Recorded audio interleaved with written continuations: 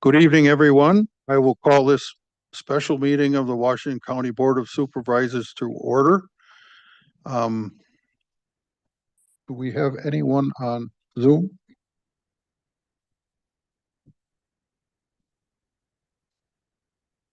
Yes, Supervisor Watson Conrad. Supervisor Stephanie Litzau-Erdman.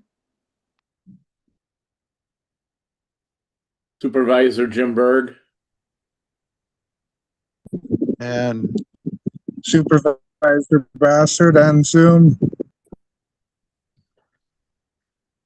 okay, and it means we have everybody but Supervisor Krebs. He's online. Oh, he's online too? He's muted. Present. Thank you.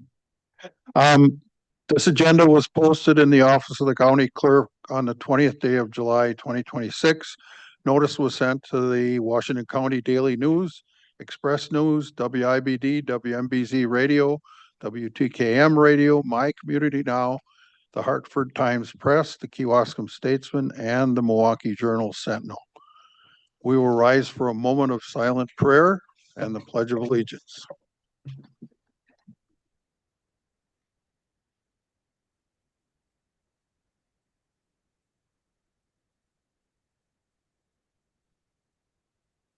I pledge allegiance to the flag of the United States of America and to the republic for which it stands, one nation under God, indivisible, with liberty and justice for all.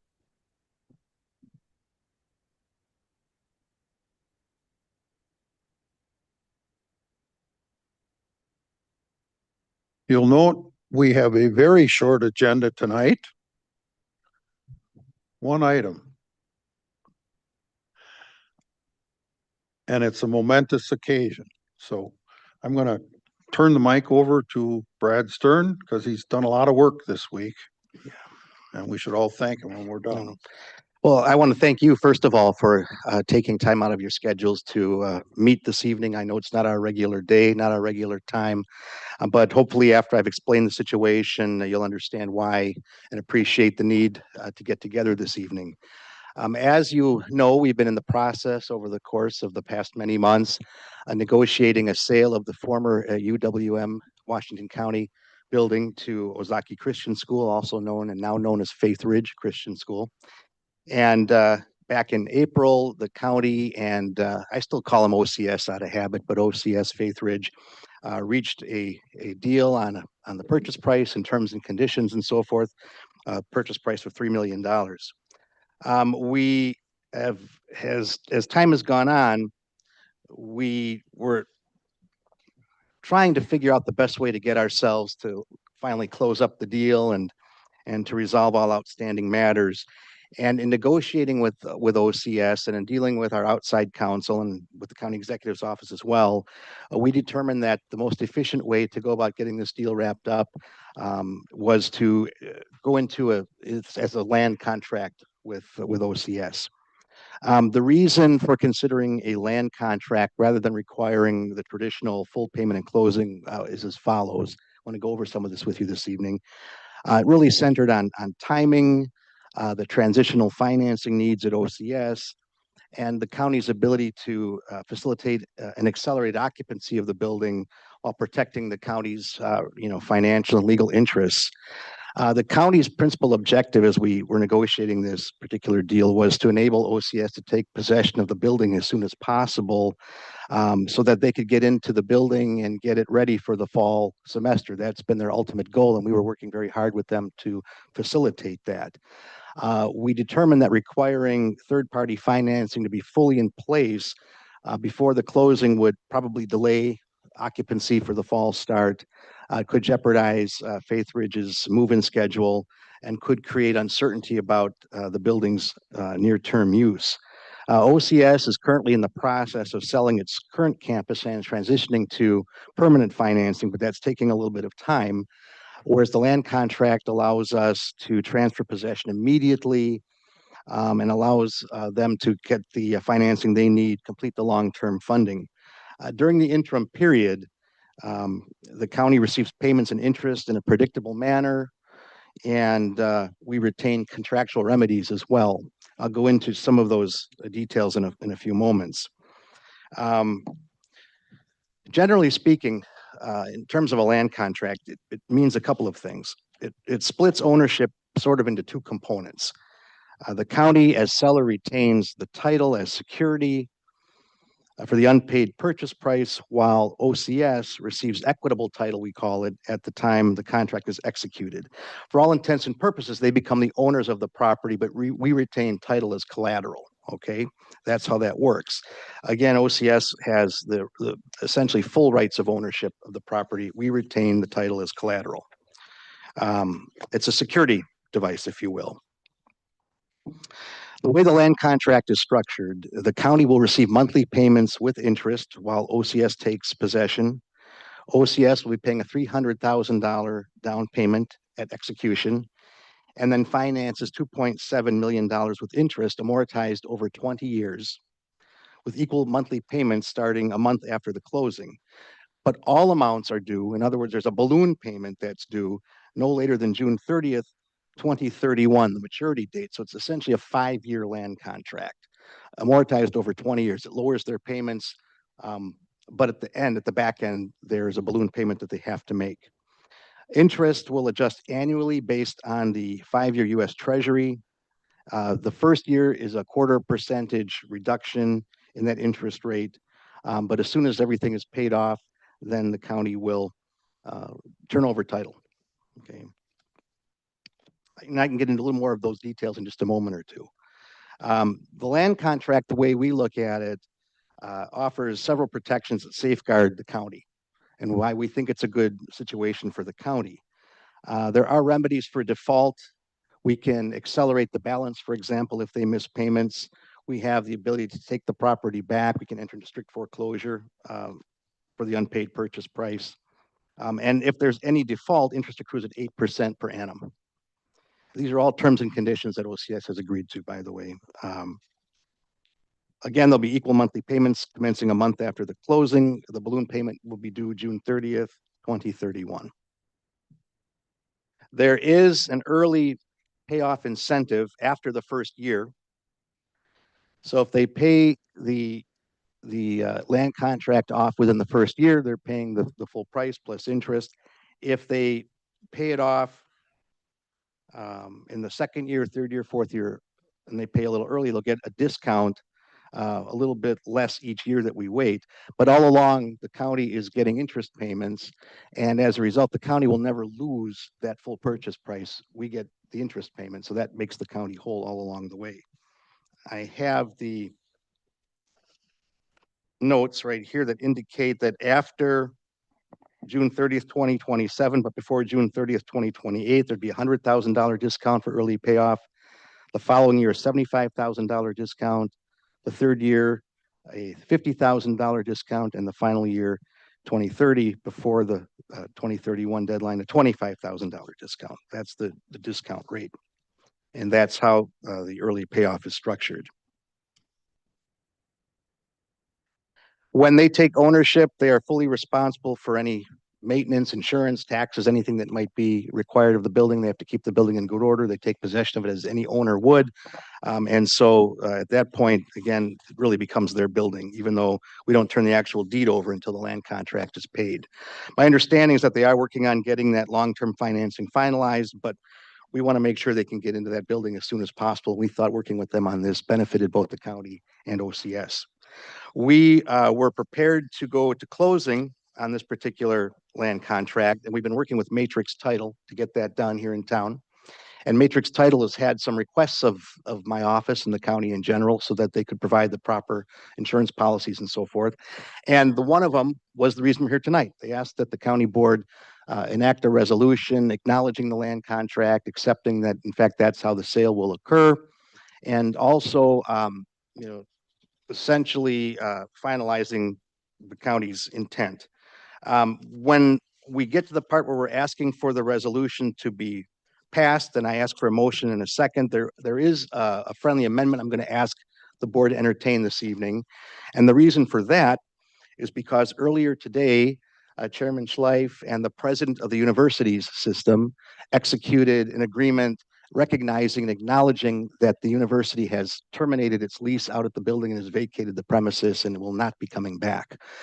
We all knew that, everybody knew that, but because it wasn't in writing and it wasn't essentially formalized, there was some concern on the part of Matrix Title. Well, sometime between now and when the lease was supposed to expire, sometime around, I don't know, 75 years from the date it was executed in 1966, theoretically, the university could come back in and try to exercise its rights under that lease document. And we wanted to make sure that wasn't going to happen.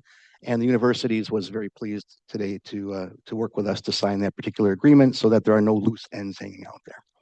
So that's why we're here this evening. That's why I asked you to get together, in part to inform you of the latest information and also to ask you to pass a resolution so that we can go to closing and move the property along. Thank you very much. Are there any questions or discussion? There being none, then would someone like to make the motion? Mr. Manager. Supervisor? Supervisor, Oh, question.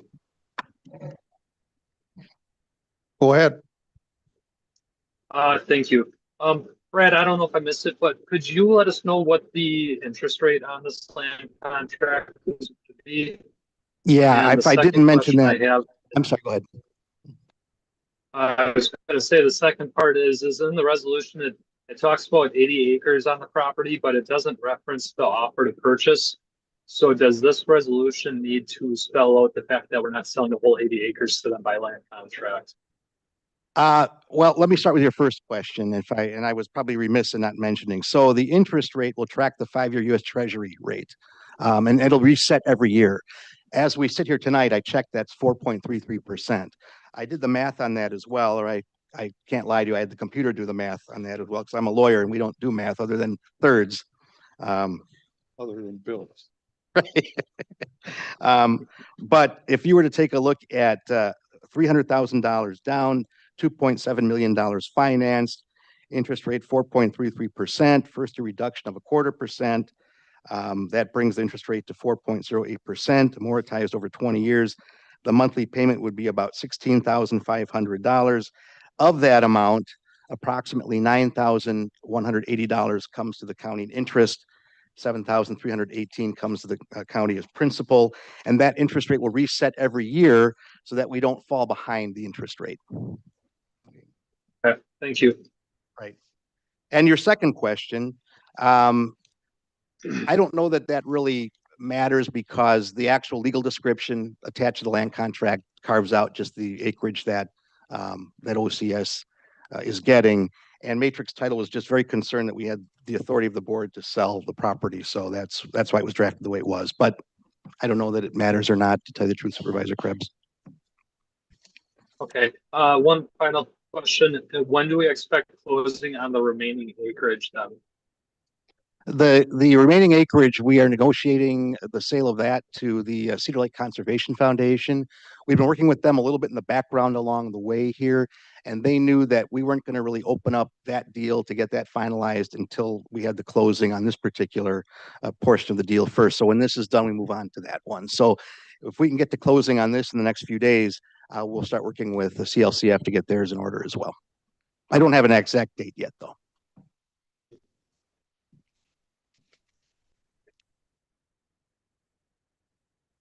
Is that okay? Okay, before I call on any other comments, we have a motion. I'd like a second before we get out of line. Supervisor Shadron. So Supervisor Gallitz. Okay, thank you. I was surprised to hear this was coming. I thought we were trying to sell this property outright and get it off the county. Now we're saying that we could potentially still see this over 5 years or longer. Or they could even default in a year from now, and now we're back to square one again. So those are all likelihoods. It's been well over a year that they've had the ability to secure financing, and they haven't. What is the likelihood they're going to secure financing to actually make this happen? That's what's sitting on my mind. I'm trying to protect the interests of the county as well as the taxpayers. So I have a second comment. So I'll let you ask that first and then have a second one about consideration, because there should be consideration for giving the client everything they want. And we're not getting much more than what we're seeing here in paper, and we should be getting more if they're getting everything and we're holding all the risk. So I guess my question to you is, what's a likelihood they're going to secure the financing to be able to pay, what do you say, 16.5 principal and interest monthly? Yeah, as far as I've been advised, they have been in the process of working with their purchaser and their lender. It just hasn't been finalized. Hasn't been finalized. Right. Mhm.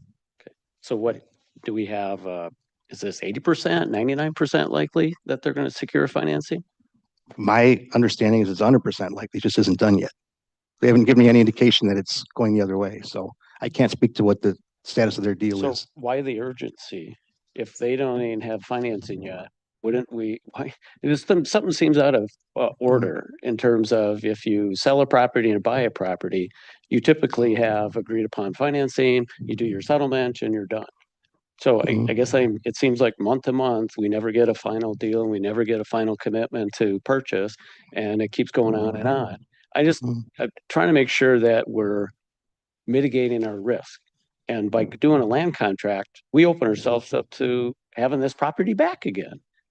And to that end, then, shouldn't that sale price be higher than the 3 million? Because they could walk away from this and then now we're stuck having to do this again. I'm just being realistic.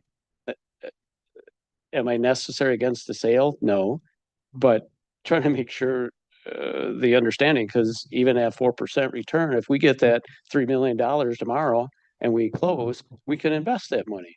Guarantee you we get better than 4.08%. So that's my question about a consideration. Why aren't we asking for more money on the sale to ensure that our coffers remain whole? Well, first of all, we are getting interest payments, which is going to take us above the purchase price likely. The second thing is they could walk away from it anyway and we're stuck with the building. I mean, I don't know that there's really any If we greater sell- risk, If we sell and they own the property, it's theirs. Their title deed is theirs. which is what we're in the process of doing, exactly. But that won't Right. happen until at the end of the land contract. They'll get their formal title at the end of the day. Isn't that my understanding how the Right. land contract works? Right. So we still own that land contract. We're still the owners of it.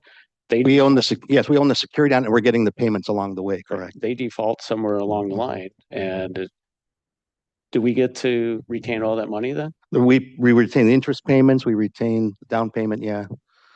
So that kind of balances the risk. If Right. they end up spending a year's worth and they go default, we keep all that money and now we find a new buyer. Yeah, I mean, right now, the way it stands, like I say, we're getting the interest payments on it. There's a down payment that's secured here.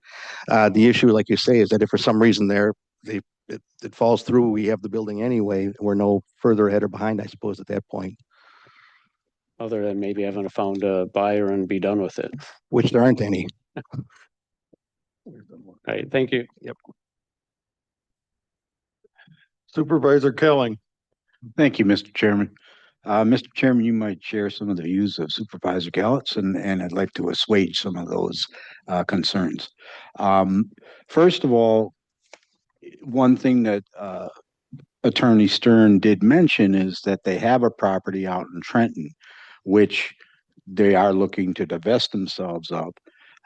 So this is really no difference than if you have a house and you're buying a new home or building a new home, and you probably have a contingency plan to sell that home in order to buy the new one. And that can cause, as we've all probably done that at one point or another, it can cause a little bit of problem. In this particular circumstance, you also have a fall semester, which is coming up in a very short amount of time. So that's where the urgency comes in. Obviously, the quicker they hit the ground running, the more likely of them having a success. And I have no doubt that their finances will be in order. Excuse me. But when you're doing transactions of this magnitude, these are the things that come up. I think this is a very good way to divest ourselves of the property, because literally even though it's a land contract, it is being divested. We are retaining the title as security, which I think is a very important point. So we are not out anything if we ended up, if they defaulted. But I really think nobody goes into buying their home with the idea that they might default. I mean, this is just important to them to have this school as your home is to you. Nobody comes into it with that kind of attitude or idea. So I believe that they have every good faith to get this deal done. And I think this is just a very good way to help them in that process so they can divest themselves of their other property. And I believe this will probably be our likeliest conclusion to this matter. Also, right now, I mean, some people might question it that, well, we should just find a different buyer. Well, it's not so easy to sell a college. So having a buyer, we're extremely fortunate. Remember, all the other colleges that closed, most of them ended up being community centers, torn down. I mean, they all divested themselves in different ways. Almost none of them have done what we've done. Matter of fact, I don't think any of them have. So we're very, very fortunate that our college that we invested a lot of money in over the years is still going to be used to educate children in our area. So I think that's a huge benefit here. I think it's definitely worth it. And I invite you all to go along with this resolution. Thank you. And I'll also add, as Attorney Stern said in his dialogue, they're trying to sign up students for the fall. So having this surety is good for them. It helps them. So Supervisor Schwab. Thank you, Mr. Chairman. Thank you, Mr. Chairman. I have no concerns whatsoever. It is from the previous conversation. It's my full confidence that they are moving forward. If perhaps in the slightest possibility they should fail, we should also note that any improvements they've made, along with the principal and interest, accrue to our benefit as well.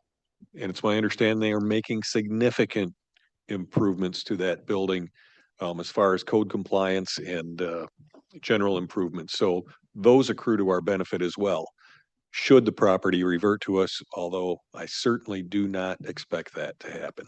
Thank you.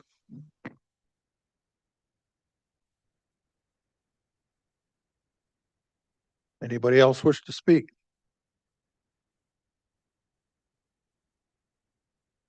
Okay, in that case, I will ask Supervisor Mary, who made the original motion, and the second from Supervisor Shadron. Do you mind if Attorney Stern adds the friendly amendment? No objection. Okay, go ahead and read it in. I can give you the language. And so where this would appear is after line 21 on page 1 of 2.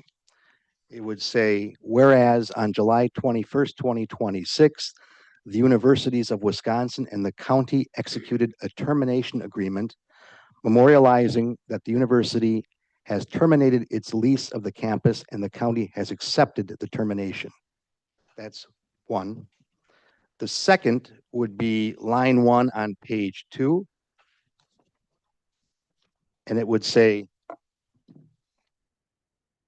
be it further resolved that the county accepts the termination of the lease executed on July 21st, 2026. Is that acceptable to everyone? Okay, seeing we have mixed in-house and online. Oh, Supervisor Krebs. Thank you. Brad, that second friendly amendment that you added, you said the lease was executed. Wouldn't it be the lease is terminated? I don't know if you heard that correctly, or if I read it improperly, but let me look at it again. Could you read it would be the line 1 on the second page portion again then? Let me reread that for you, Supervisor Krebs, just to make sure we got it correct. I'm trying to read my own chicken scratch here, which isn't always easy. Again, I it would heard that say, the lease was executed. Yeah, be it further resolved that the county accepts the termination of the lease executed on July 21st, 2026. That refers to the termination of the lease agreement. That's the title of the document, basically, the termination of the lease, which was executed Okay. on July 21st, 2026. If that's not comfortable for you, we can rephrase it however you like, but the intent is that the termination of the lease, that's the document title. There was a No, document, I was in the phrase in the mindset that like as if we were commencing the original lease on that date, which we're terminating it, but I understand how it's worded now. Thank you. Okay, my pleasure. yeah, hats off to the University of Wisconsin coming through. This last demand happened today, and we expected to see paperwork tomorrow that would have to be signed, and it's been documented already, so they jumped to it. Appreciate that. Supervisor Gallants. Yeah, I guess, so this is a question for Attorney Stern. There is no reference at all to the dollar amount you just spoke to, the 300 down payment and 2.7. So are you saying that that is in the land contract itself? It's in the land contract, and it's also in the contract for the sale that was signed back in April between the county and the school, yes.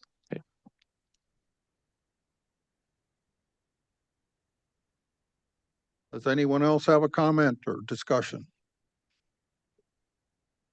Then, as I started to say, because we're split, we're gonna do a simple voice vote on this. All in favor, say aye. Aye. Aye. Aye.